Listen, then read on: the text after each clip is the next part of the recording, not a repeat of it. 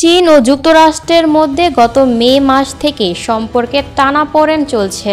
এর মধ্যেই আগামী মাস থেকে চীন থেকে আসা পণ্যের ওপর বাড়তি 100% শুল্ক আরোপের ঘোষণা দিয়েছে যুক্তরাষ্ট্রের প্রেসিডেন্ট ডোনাল্ড ট্রাম্প।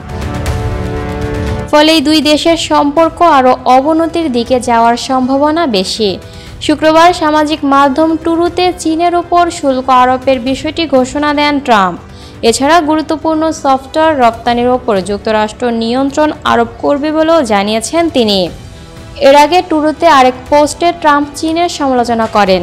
তিনি বলেন, চীন তাদের বিরল জ্বালানি রপ্তানিতে কড়াকড়ি আরোপ করে খুবই শত্রুতাপূর্ণ হয়ে উঠেছে। এর মাধ্যমে চীন বিশ্বকে জিম্মি করার চেষ্টা করছে বলে মন্তব্য করেন তিনি। এছাড়া চীনা প্রেসিডেন্ট শি জিনপিংয়ের সঙ্গে বৈঠক বাতিলের হুমকিও দেন ট্রাম্প। তবে পরবর্তীতে জানান বৈঠকটি এখনও বাতিল হয়নি। কিন্তু তিনি জানান তাদের দুজনের মধ্যে আলোচনা হবে কিনা সেটি তিনি নিশ্চিত নয়।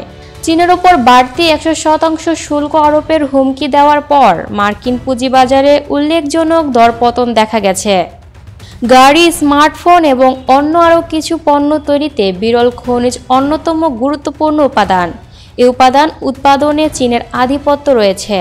চলতি বছরের শুরুতে ট্রাম্প যখন চীনের ওপর শুল্ক আরোপের হুমকি দেন, তখন বেইজিং তাদের বিরল খনিজ রপ্তানিতে কঠোরতা আরোপ করে।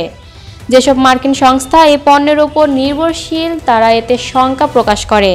এমনকি গাড়ি নির্মাতা ফোর্ডকে তাদের উৎপাদনই কয়েকদিন বন্ধ রাখতে হয়। বিরল খনিজ রপ্তানিতে কঠোরতার পাশাপাশি চীন মার্কিন প্রযুক্তি প্রতিষ্ঠান কোয়ালকমের বিরুদ্ধে একচেটিয়ার ব্যবসা তদন্ত শুরু করছে। এতে করে আরেকটি চিপ তৈরিকারী প্রতিষ্ঠান কেনার যে প্রক্রিয়া কোয়ালকম চালাচ্ছিল সেটি থমকে যেতে পারে।